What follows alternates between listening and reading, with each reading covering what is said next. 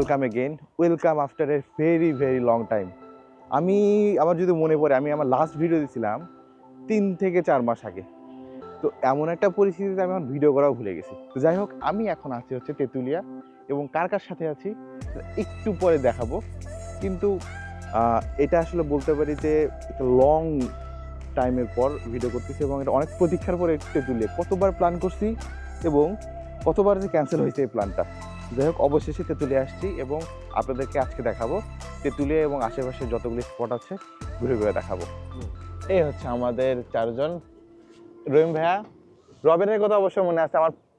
মোটামুটি সবগুলো ভিডিওতে রবিনকে দেখা যাবে, আমার খালাতো ভাই, তার বড় ভাই রহিম ভাইয়া, এবং ব্লু কালার স্যুটে আমার মামা।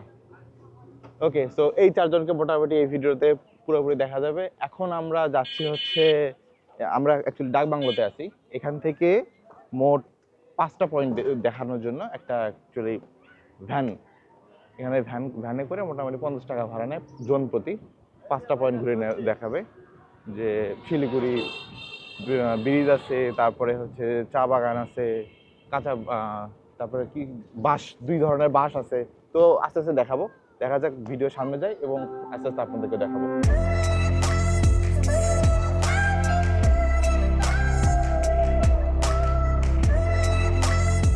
ওকে, তো আমরা আমাদের প্রথম পয়েন্টে চলে আসছি। এটা হচ্ছে আই লাভ তেঁতুলিয়া। অ্যাকচুয়ালি এই যে পিছনের গাছগুলো, এগুলো মানে শীতকালের কারণে অনেকটা মুমূর্ষ হয়ে গেছে, সবুজ আবটা নেই, সেই কারণে ভালো লাগতেছে না। এটা যখন সবুজ হয়ে যাবে তখন জিনিসটা আরো সুন্দর দেখা যাবে।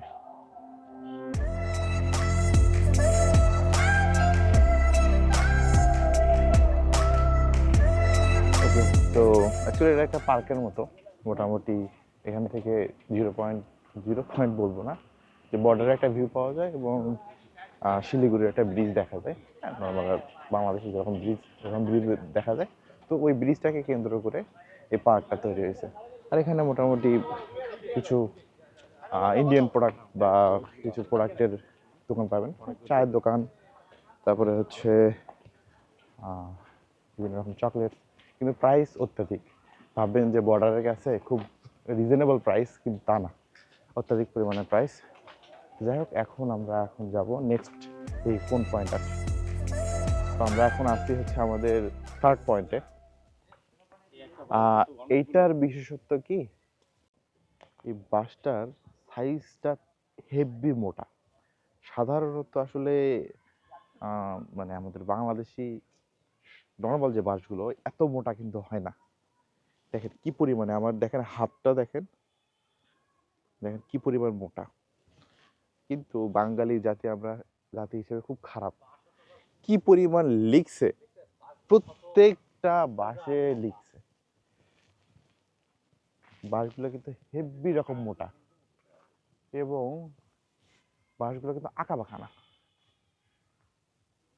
সেই রকম একদম সোজা উপরে উঠে গেছে। এটাতে গেল মোটার দিক থেকে।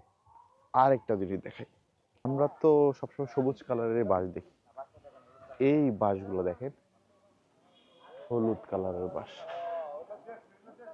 ঠিক আছে,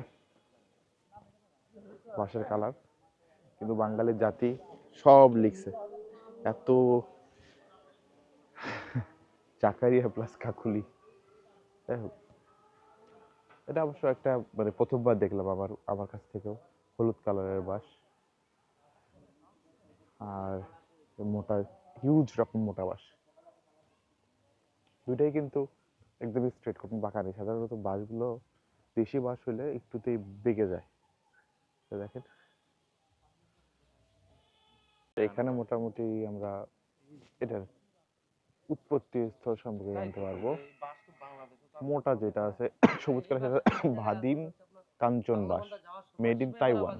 আর এইটা যেটা হলুদ কালার, সেটা হচ্ছে colour printed bamboo, made in Thailand. এটা অ্যাকচুয়ালি স্বপ্ন গেস্ট হাউসের মালিকানাধীন। এখন আমরা আছি হচ্ছে বড়বিল্লা নামক জায়গায়, আমাদের 4th স্পট। বড়বিল্লা কেন, ইন্ডিয়ার ভিতরে আমাদের পাশে এই সাইডে পুকুরের ব্যাপারে কিন্তু নেমে আসলেন, তারপরে হচ্ছে কাটাতারের বেড়া, দেন ইন্ডিয়া। তো ইন্ডিয়া গ্রামের নাম হচ্ছে বড়বিল্লা, দ্যাটস ওয়াই এই স্পটের নামটাও বড়বিল্লা হিসেবেই পরিচিত। এখানে মোটামুটি পুকুর প্লাস চা বাগান। অবশ্য চা বাগানে এখনো ঢুকিনি, রাস্তার ওই পারে আমাদের পিছনে আছে চা বাগান।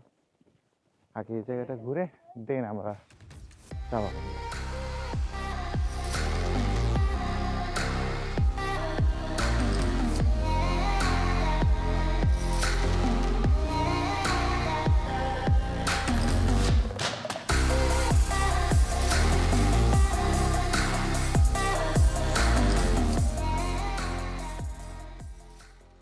এখানে যে পাশাপাশি বেশ কিছু পুকুরের মতো, অ্যাকচুয়ালি এগুলো পুকুর না।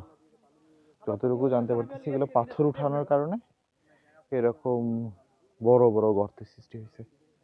যেমন এগুলো কিন্তু এরকম সমতল জমি ছিল, জমিতে থেকে এগুলো পাথর উঠানোর কারণে এখনো মোটামুটি টুকটাক পাথর দেখা যাচ্ছে। ওই যে ওই পারেও কিন্তু চা বাগান আছে। এই সাইডে যতদূর দেখা যাচ্ছে চা বাগান, প্রচুর পরিমাণে চা বাগান আছে। এবং চা বাগানের পরেই কিন্তু যে বড় করে কাঁটাতারের বেড়া। চা পাতার মানে চা বাগানে আসবো আর চা খাবো না, এটা তো হয় না। এখন ট্রাই করতেছে কাঁচা চা পাতার চা টেস্ট করি, দেন রিভিউ দিচ্ছি। অ্যাকচুয়ালি এখানে কাঁচা পাতার চা খাওয়ার পরে সিলেটের 7 লেয়ারের মনে পড়ে গেল। অ্যাকচুয়ালি এখানে অবশ্য 60 রকম 60 রকমের চা পাওয়া যায়। আসলে তুলসী চা, ত্রিফলা চা, আমলকি চা, এমনও নাম আছে যেগুলোর নাম আমরা কখনো মানে চিন্তাও করিনি। এবং এবং একটা জিনিস দেখলাম যে ম্যাঙ্গো লিফটি মানে আম পাতার চা। ওকে, চা শেষ করি এবং তারপর আবার সামনের দিকে আগাবো। ওকে, এই সাইডে হচ্ছে বড়বিল্লা টি হাউস বা চা বাগান, প্লাস এখানে কিন্তু সীমানা, তারপরে হচ্ছে নো ম্যানস ল্যান্ড। এখান পর্যন্ত আমাদেরকে যাওয়ার অনুমতি। দেন এখন আমরা বড় একটা চা বাগানে যাব। যতগুলো চা বাগান দেখলাম তার মধ্যে শুধু এটাতেই গাছগুলো সবুজ আছে। এবারে প্রত্যেকটাই দেখা যাচ্ছে এই যে কচি পাতাগুলো যেগুলো আছে না, সেগুলোতে হচ্ছে ছাঁটাই করা হয়েছে, সে কারণে একদম সবুজ ভাবটা নেই। এখানটাটা বেশ সবুজ, কিন্তু ওই দূরে দেখা যাচ্ছে না, ওগুলো কিন্তু একদম কালচে কালচে। এখন আসি হচ্ছে বড়বিল্লালের চা বাগান। যতগুলো চা বাগান দেখছি সবগুলোতেই কালচে হয়ে গেছে, কিন্তু এইটাতে পাতাগুলো সবুজ আছে। আপনার হচ্ছে সেজন্য আর এখানে বেশ কিছু ড্রোন শট অ্যাড করে দেবো, দেখতে পারবেন, বেশ সুন্দর।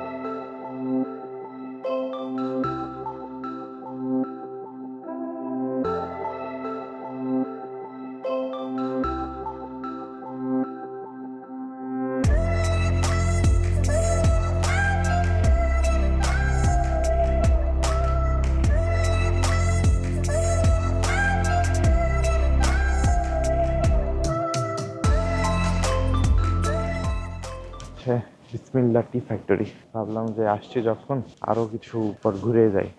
সাধারণত 5টা স্পট ঘোরায় ওরা, আমরা আরও কিছু অ্যাড করে নিচ্ছি। এখন হচ্ছে বিসমিল্লাহ টি ফ্যাক্টরিতে আছি। এখানে অনেক বড় বড় ফ্যান আছে। যতটুকু মনে হচ্ছে এটা যে এখানে চা পাতা দেয় এবং চা পাতার অবশিষ্ট অংশ এখানে আপনার বাতাস প্রবাহিত হয় চা পাতা শুকানোর জন্য। এরকম বেশ কিছু লাইন আছে, 1টা 2টা 3টা 4টা 5 6 7 8 8টার মতো চা পাতা শুকানোর জন্য লাইন আছে।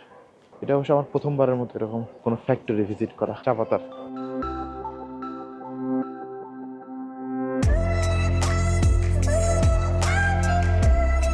ওকে, তো আমাদের মোটামুটি কারখানা ভিজিট শেষ, খুব শর্ট টাইম এর মধ্যে আমরা চললাম। তো দেখা যাক, এখন আবার মনে হয় ডাক বাংলাতে ব্যাক করবো।